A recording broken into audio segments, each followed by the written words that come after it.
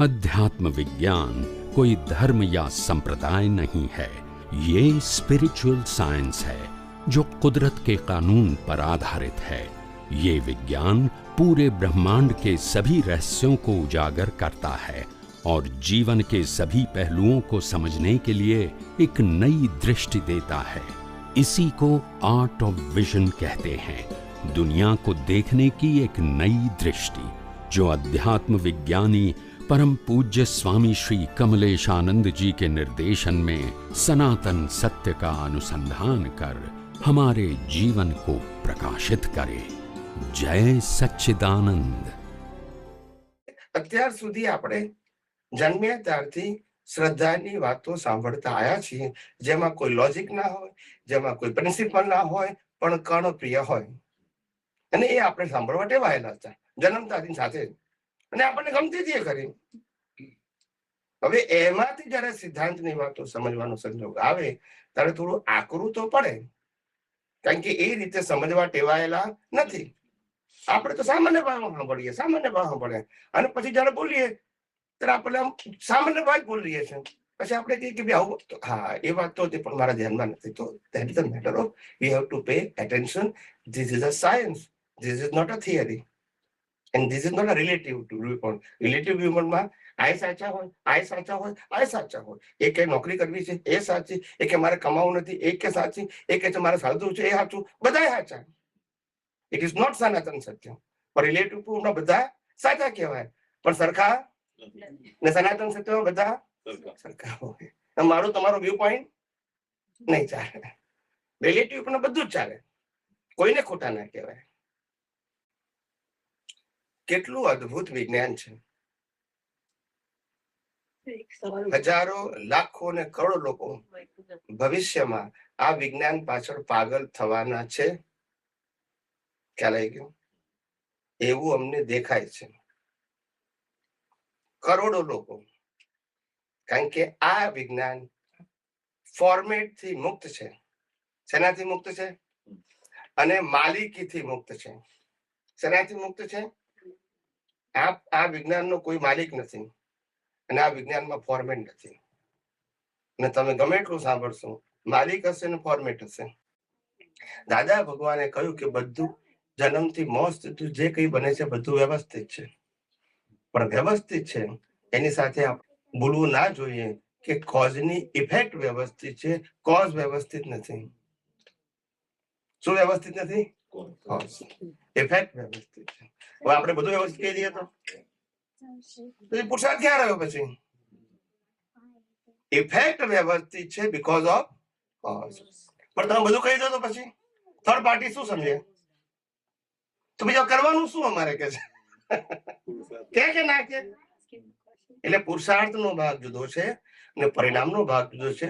પરિણામ વ્યવસ્થિત છે, પણ પુરુષાર્થ વ્યવસ્થિત. આવું લાઈન ઓફ ડિમાર્કેશન પાડવી પડે તો સામાન્ય વ્યક્તિને સમજણ પડે, નહીં તો પડે નહીં. ઉદીરણા વિશે સમજાવો. ઉદીરણા એટલે શું, અને ઉદીરણા જો વહેલી બોલાઈને પકવી દઈએ તો વ્યવસ્થિત નો સિદ્ધાંત ને ઉદીરણામાં શું ફેર પડે? ઉદીરણા તમે શું સમજ્યા છો? 1, 2 ને 3 લીટીમાં બોલી જાઓ. લાંબુ નથી કહેતો, 3 લીટીમાં જે સમજાવો, વાંચ્યું હોય, સાંભળ્યું હોય, પણ તમે જે સમજાવો એ કહેજો. ઉદીરણા એટલે ભવિષ્યમાં આવનારું કર્મ અત્યારે. ધીરે ધીરે. ભવિષ્ય એટલે this birth or next birth. Clarify. આ ભાવમાં છે. આ ભાવ. Okay, then go ahead. આ ભાવના આવનારું કર્મ. હવે આગળ બોલો. કર્મ ધારો કે 20 વર્ષ પછી આવવાનું સમજી ગયો, તો એને વહેલું ખપાવી દેવું. વહેલું ખપાવી દેવું એટલે એક્ઝામ્પલ. હવે સિમ્પલ એક્ઝામ્પલ તો માનો કે 20 વર્ષ પછી મને કઈ પડી જવાના છે. એક્ઝામ્પલ પડી જતો વાગવાનું હોય કે વોટેવર, તો કર્મ આવવાનું હોય તો એ મારે આજે ખપાવી દેવું, એટલે પકવી દેવું. પકવી દેવું. પકવી દેવું એટલે શું? Before the maturity. માનો કે 20 વર્ષ પછી મારે પડવાનું હતું, એ આજે મેં ખપાવી દીધું, એને ઉદય નાખી દીધું. આજે ખપાવી દીધું એટલે શું? આજે હવે બહુ ખ્યાલ નથી આવતો એ બધું. હું સિમ્પલ પૂછું છું, બરાબર? તમે જે બોલો છો એને જ પૂછું છું. બીજા કોઈને કશું કેવું છે? પછી હું જવાબ આપીશ. પછી કોઈને એવું ના થાય કે મને મોકો ના મળે. હું બધાને મોકો આપું છું, બરાબર છે. તમે જે સમજ્યા હોય એ એક્સપ્લેન કરો, તમારું રાઈટ છે. ક્લેરિફિકેશન તો હું કરીશ, આઈ એમ રિસ્પોન્સિબલ. ઉદ્દીના વિશે જૈન શાસ્ત્રમાં ઘણી વાતો છે. દાદા ભગવાને પણ વાત કરી છે. ઉદ્દીનાનો પ્રિન્સિપલ, તમે કોઈ પણ કર્મને આવવા વાળું હોય એને પહેલેથી પકવી દો, એવું તમે જે કીધું એના કારણે કુદરતનું કાનૂન ફેલ થાય છે એવું તમે ઇનડાયરેક્ટલી એક્સેપ્ટ કરો છો. કુદરત એના ડ્યુ ડેટ પ્રમાણે ફળ આપે છે. Am I right? અને તમે શું કહો છો? Before due date I mature. So you are the independent power. You have power to change the law of nature, to power the law of nature. You can. સમજો, આવજો સમજો. Exact જવાબ પછી આપી તમને. પણ આપને સમજાવવા માંગુ છું, વિજ્ઞાન કઈ રીતે સમજવું જોઈએ તમારે. તમને પ્રશ્ન થવા જોઈએ કે ઇઝ ઇટ પોસિબલ? જે રિઝલ્ટ તમને કુદરત 25 વખતે આપવાની છે, it's a law of nature. અને તમારું એક્ઝામ પેપર કોની પાસે છે? કુદરત પાસે. Can you change your exam today? No. And before you mature? No. Is it possible? That kind of power you have, or any human they have, is a principle? આ સિદ્ધાંત છે. સમજો આપણે સમજવા બેઠા છે. રોંગ રાઈટ એ પછીનો subject છે. આપણે સમજવું છે પહેલા કઈ રીતે સાયન્સ સમજવું જોઈએ એની હું તમને પ્રોસેસ બતાવું છું.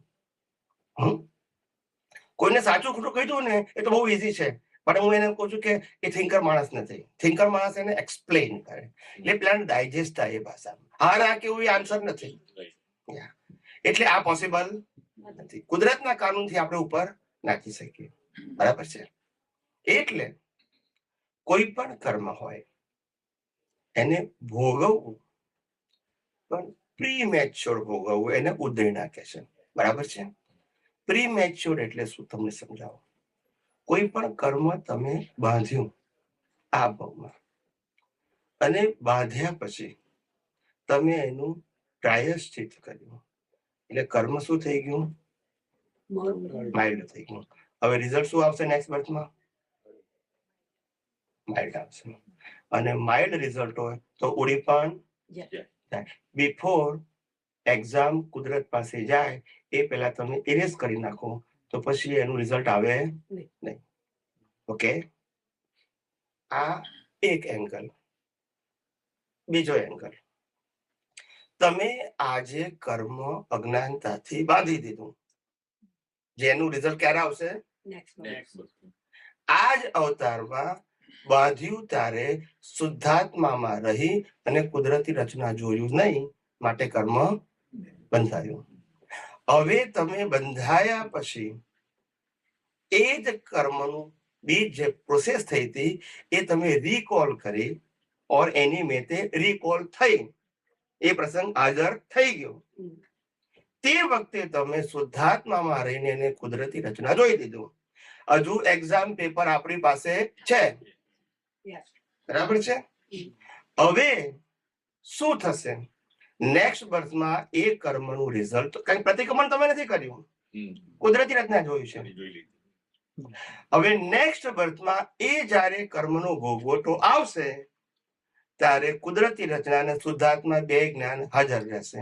આ નામ ઉદ્દીના. એ વખતે તમારે છૂટા રહેવાનો પુરુષાર્થ કરવો પડશે નહીં. જેવી રીતે છેલ્લા બર્થમાં જન્મથી મોત સુધી ગમે તે કર્મ મન વચન કાયા દ્વારા કર્મ ફળ રૂપે થાય, પણ હું જ્ઞાન દર્શન મારું પરફેક્ટ છે, અજ્ઞાન તો છે નહીં, માટે ગમે તેવા સંજોગોમાં પણ કર્મ બંધાતું નથી. પણ એ પેકેજની વાત થઈ, હોલ લાઈફની. પણ આ sum of the circumstances, not all. ખ્યાલ આવ્યો? આ મારું અન્ડરસ્ટેન્ડિંગ છે. મને જૈન ધર્મમાં ઉદ્દીનાની વ્યાખ્યા શું છે એ કડકડાટ મોડે છે, બોલતો નથી, કારણ કે મારે એક્સપ્લેન કરવી નથી. મારે પઝલો જેને હું સોલ્વ ના કરી શકું એ વાત નથી કરવી મારે. હું જે સોલ્વ કરી શકું છું એ હું તમને કહીશ. સમજી ગયા? મને જૈન ધર્મમાં ઉદયના કોને કહેવાય, દાદા ભગવાને ઉદયના કોને કીધી, આ બંને વસ્તુ ખબર છે. મારે એક્સપ્લેન કરવી નથી, કારણ કે હું સોલ્વ કરી શકીશ નહીં, લોજિકલી ક્રોસ થઈ જશે. ખ્યાલ આવી ગયું? અને જેનો હું આન્સર ના આપી શકું એ બોલવાનો શું મતલબ? એ રાઉન્ડ છે, એ રાઉન્ડ છે, એ મારો સબ્જેક્ટ નથી. આઈ કેનોટ એક્સપ્લેન. સમજી ગયા? બસ. હવે આમાં પ્રશ્ન, એક મિનિટ, આમાં પ્રશ્ન હોય તો પૂછો ભાઈ. એ તો તમે આ ભાવમાં કર્મ થયું હોય એનું કહ્યું. આજે હું બેઠો હોઉં તો જે કઈ જન્મથી મરણનું છે ચક્ર લઈને આવ્યા છો. હા, ગયા ભાવનું લઈને આવ્યો છો. લઈને જ આવ્યો. હા, તો એ આવવાનું છે 5 વર્ષ પછી. સમજી ગયો પ્રભુ, બોલો. એ કર્મ વાત છે. ચેન્જ થઈ શકે પણ એ તમને હું પૂછું છું. પણ એટલે મેં એક્સપ્લેન કર્યું. મેં તો એક્સપ્લેન કર્યું. હવે તમને ક્વેરી હોય તો મને કહો, એમ પૂછું. તો હું તમને એ એંગલ થી જવાબ આપું. તમે મને એક્સપ્લેન કર્યું, એ તમે સાંભળ્યું ને, એના આધારે મેં જવાબ આપ્યો. હવે જવાબ આપ્યા પછી તમને જ પાછી સેકન્ડ ક્વેરી હોય તો પૂછો, એમ કહું છું. પણ એ તમે જે એક્સપ્લેન કર્યું એ હું કહું છું કે તમે આ ભાવમાં કઈ થયું હોય એનું રિઝલ્ટ નેક્સ્ટ બર્થમાં આવે છે એની વાત કરી. હા, પણ આ ભાવમાં તો માનો કે જ્ઞાન થયું એટલે તમે કહ્યું એમ બધું જોઈ શકાય. પણ રિઝલ્ટ છતાં ગયા અવતારમાં આવશે. હા, એ મેં કીધું. બોલો પછી. એ અન્ડરસ્ટેન્ડ. પણ આજે ગયા ભાવમાં જ્ઞાન નહોતું અને આ ભાવમાં જ્ઞાન થયું, દાદા ભગવાન જોડે જ્ઞાન મળ્યું, પછી ધારો કે મારા કઈ કર્મ આવવાના હોય 20 વર્ષ પછી કે 15 વર્ષ પછી કે 2 દિવસ પછી, તો કે છે કે જન્મથી મરણ સુધીનું બધું you have to. ઓકે, બરાબર. પછી એ ઉદીર્ણાને એને કેવી રીતે સેટ થાય એમ? મન વચન કાય, એક મિનિટ, મન વચન કાયની અવસ્થા માત્ર કુદરતી રચના છે. એ પ્રિન્સિપલ છે કે વ્યૂ પોઈન્ટ છે? પ્રિન્સિપલ છે. પ્રિન્સિપલ બદલાય તો જવાબ મળી ગયો તમને. પેલું કોઈ એમને યાદ એટલે કોઝિસ ની ઉદ્દીર્ણા થાય, કોઝિસ ની ઉદ્દીર્ણા કરી શકાય. કોઝ છે ત્યારે કરેક્શન કરી શકો છો. Because of before the exam goes to the nature. Cause ની ઉદ્દીર્ણા પછી તમે કેવી રીતે કરી શકો? જો તમે એક મિનિટ, જો તમે તમારા બુદ્ધિથી એમ એક્સેપ્ટ કરશો, એમને જેમ કીધું એક્ઝામ્પલ આપ્યું કે 20 વર્ષ આ અવતારમાં 20 વર્ષથી જે રિઝલ્ટ આવવાનું છે એને હું આજે બદલી શકું છું, એનું નામ ઉદયના કહેવાય. તો you are topper than law of nature. એટલે બરાબર છે. It is I am talking about. તમે સમજો મારી વાત. હું પ્રિન્સિપલની વાત કરું છું. તમે સાચા ખોટા એ મારો પ્રશ્ન નથી. I am explain the law of nature. એનાથી બિયોન્ડ કોઈ જઈ શકે? રામકૃષ્ણમાં આવીને કુદરતી કાનૂન ઉપર જઈ શકે? ના જઈ શકે. કાનૂન આ છે. એટલે સંચિત કર્મોની ઉદ્દીર્ણા નથી થતી. ક્રિયમાણ કર્મો, સંચિત કર્મો ને પ્રાપ્ત ક્રિયમાણ કર્મોમાં થાય when you are alive. એટલે see, this is my vision, okay? પણ છતાંય કોઈને ક્વેરી હોય ને પૂછવું હોય તો મને પૂછે. I am ready to give you the answer, correct? બરાબર છે કે નહીં? યસ. એટલે ભોગવટામાં ફેરફાર લેવા દેવા જ નહીં ને. રામકૃષ્ણ હોય આખા જીવનમાં કોઈ લેવા દેવા નથી મન વચન કાયા સાથે. That should be called a power of જ્ઞાન and દર્શન. જે આવવાનું હતું કર્મ એ ભોગવવામાં ફેર પડે ને. સેપરેશન જ રહે that time. એટલે ફિઝિકલ ભોગવટો એઝ ઇટ ઇઝ રહે, પણ ભોગવટાઓ જે ભોગવે છે એનાથી પોતે શું રહેશે? એટલે ફિઝિકલ ભોગવટામાં ચેન્જ ના થાય એમ કહો કે મતલબ. તમે પાછો ભોગવટામાં ફેરફાર થઈ જાય એટલે લોકો પછી રિલેટિવ સત્યમાં થઈ જાય. That's ઇફેક્ટ ના થાય એવું બોલાય આપણાથી. પણ તમે પેલું ભોગવટો બોલો એટલે કે આ બટ કર્મ હળવું થઈ જાય એવું લોકો માને છે. એટલા માટે હું ના પાડું છું કે ખોટું વજન ના થાય પાછું. અમે કઈ બોલીએ ને તો પછી અંદર લોકો ક્વેરી પૂછે છે. તમને ના પૂછે પણ અમને તો પૂછે. અમે બોલી જઈએ એટલે આવું છે. સમજાયું પ્રભુ? હજુ ક્વેરી હોય ને તમને બીજું કઈ કાઉન્ટર ક્વેશ્ચન તો પૂછી લેજો, વાંધો નથી. એટલે એ પ્રોબ્લેમ શું થઈ જાય? સોલ્વ થઈ જાય, જે તમને લાગતું હોય. એટલે કર્મની ઇફેક્ટ હળવી થાય કે ભારે થાય લો ઓફ નેચર ના આધારે છે. તમારા પુરુષાર્થને આધારે તમે કર્મ બાંધ્યું, એ જ અવતારમાં તમે પ્રાયશ્ચિત કર્યું તો માઇલ્ડ થઈ ગયું, અને એ જ અવતારમાં વિજ્ઞાનનો ઉપયોગ કરીને સેપરેટ રહ્યા તો નેક્સ્ટ બર્થમાં રિઝલ્ટમાં ભોગવટો આવશે ને છૂટા પર રહી શકશો. જે જ્ઞાનીઓ કરે છે. એટલે તમને ભોગવટો નહીં લાગે, પણ જે કુદરત રિઝલ્ટ આપશે એ તો એઝ ઇટ ઇઝ આપશે. પણ તમે જેને ભોગવટો આપે છે શરીરને, એને તમે કેવા રહો છો? જુદા રહો છો. બીકોઝ એ સાયન્સ પણ તમને શું આવ્યું? એટલે ઇફેક્ટ ઓછી થવાની એની થાય જ નહીં, ઝીરો થઈ જાય. જ્ઞાનીઓ કઈ બાજુ વધારે પડે બેમાંથી? જ્ઞાનીઓ તો છૂટા રહે. જ્ઞાનીઓ પ્રકૃતિને બિલકુલ. આ મેં કીધું ધાર્મિક સત્યમાં, ધાર્મિક સત્યની અંદર સામાયિક પ્રતિક્રમણ, પાપ પુણ્ય અને પ્રાયશ્ચિત શબ્દ આવે, આધ્યાત્મમાં ના આવે. કારણ કે ધર્મની અંદર જીવન સારું જીવવા માટે પુણ્ય બાંધો, પાપ ન કરો, અને પાપ થાય તો પ્રાયશ્ચિત કરો. આ સબ્જેક્ટ લાઈફ માટે છે, મોક્ષ માટે નથી. મોક્ષ માટે શું છે? મન વચન કાયાથી મુક્ત રહેવાય, મન વચન કાયાથી કર્મ ન બંધાય, એવું જ્ઞાન મેળવું જેનાથી અજ્ઞાન ખલાસ થઈ જાય. અજ્ઞાનથી પાપ અને પુણ્ય બંધાય છે. એટલે અજ્ઞાન કાઢી નાખો તો પછી પાપ અને પુણ્ય સબ્જેક્ટ રહેતો નથી. એટલે અહીંયા આગળ કી પોઈન્ટ છે, અહીંયા રિલેટિવ સત્યમાં પુણ્ય કરો, પાપ ન કરો, અને પાપ થઈ જાય તો પ્રાયશ્ચિત કરો. એનું નામ ધાર્મિક સત્ય કહેવાય. એ 4 ગતિમાં ફરવા માટે છે, અને અજ્ઞાન નાશ કરવું એ મોક્ષ માટે છે. બંને એંગલ કેવા છે? જુદા છે. બંનેમાંથી એક ખોટું નથી. સંસારમાં ફરવું હોય તો આ કરેક્ટ છે, મોક્ષે જવું હોય તો આ છે. સમજાય ને?